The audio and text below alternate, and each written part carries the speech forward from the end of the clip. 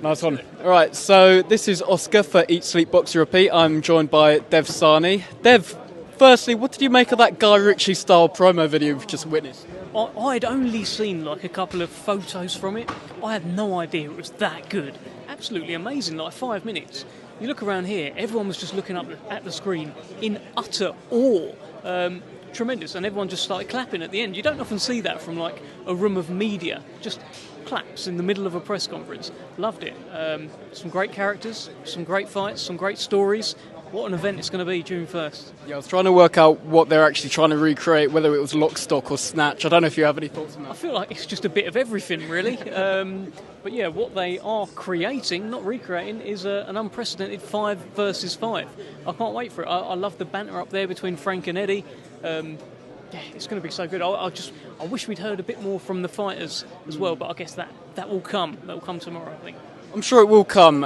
Somebody we didn't hear a lot from today was ARTUR BETERBIEV. Obviously, we've got that mouth-watering main event, and you having a hard time getting anything out of him, really. What did you make of his approach to today's press conference? I'm pretty used to it because I had BETERBIEV for the launch press conference against Anthony Yard, for the fight week press conference against Anthony Yard, and now this as well. So I've been sort of expecting it. So all you can do is just sort of roll with the punches. But it gives you a kind of insight into his character. He's a very serious guy. He doesn't care for any of this stuff. He just wants to punch people's heads in, and he's been doing it for a long time. He intends to punch Dmitry Bivol's head in. Let's hope he doesn't intend to punch my head in. Well, yeah, let's hope not. But obviously, with that main event, everyone's kind of talking about the clash of styles, whether it's boxer versus puncher, and whether it's going to be Bivol by decision or BETERBIEV by knockout. Do you see it like that? I think people are overlooking how good a boxer BETERBIEV is, because he's got that record, 20 fights, 20 wins, 20 knockouts. You forget that, what he did in the amateurs. You forget that on his amateur resume, there's guys like Alexander Usyk on there. He gave Usyk all sorts of problems. Yeah, he lost to him as well, but he did beat Alexander Usyk, ripped him up to the body as well. He's a very, very good boxer. Is Bivol a better boxer? I don't know. I really don't know. I think people are overlooking what a technician BETERBIEV is. Bivol's getting a lot of ratings based on probably the last 2 fights in particular, Ramirez and in particular Canelo.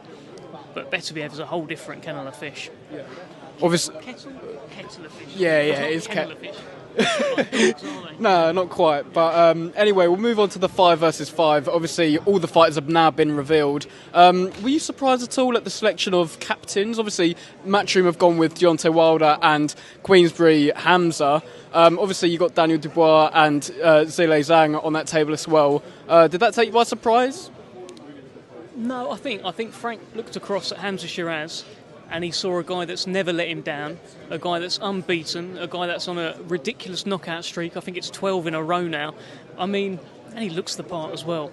Carries himself with so much confidence. When you look down the table and you see that guy, you're probably going to pick that guy. And Ammo Williams is a fantastic fighter, but you can probably look at things like the River Wilson Bent fight, where Ammo Williams, I think he got extended certainly into the second half of the fight and he stopped him. But it wasn't an easy night for him. Hamza Shiraz, I know styles make fights, but Hamza Shiraz had a quite an easy night against River Wilson Bent, really took him apart. So that fighter, for that particular fight, Frank must think it's a surefire win. And I think Eddie picking Deontay Wilder is just a great story. Yeah. Obviously, that fight between Wilder and Zhang is a really mouth-watering heavyweight clash.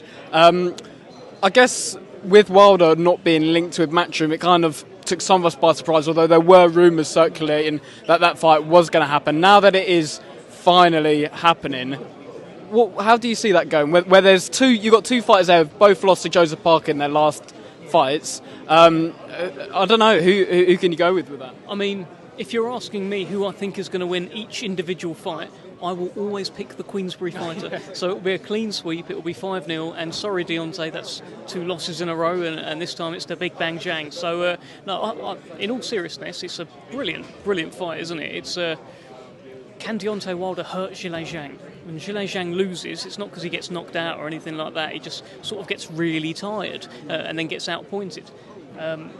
But this is something different. Zhilei Zhang will never have been hit like this, but Deontay Wilder probably never been hit by anyone like Zhilei Zhang. Great fight.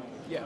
That is a great fight. And just finally, Dev, we've also got on that card Daniel Dubois versus Filip Hrgovic, which I'm really excited about, and I'm sure everyone else is. What does Dan need to do in that fight? I mean, obviously it's a vastly different opponent to Jarrell Miller, his last opponent. So how does he approach that differently to his last fight? I think he's got to approach it very confidently and try and beat him in the first half of the fight. I think if it goes into the second half of the fight, you'd probably lean towards Hrgovic. I think Dubois got probably like a 6-round window where he could do some big damage. He's got the power to get anyone's respect. Filip Hrgovic is a bit of a beast. So let's see, we've seen Hrgovic go down early in fights before, against Jang notably. Daniel Dubois hits very, very hard too. I think he needs to make an impression on him, deter him, and show him I'm not that kid that you sparred all those years ago. Well, we're all looking forward to it. Thanks for your time, Dev. No worries. Appreciate it.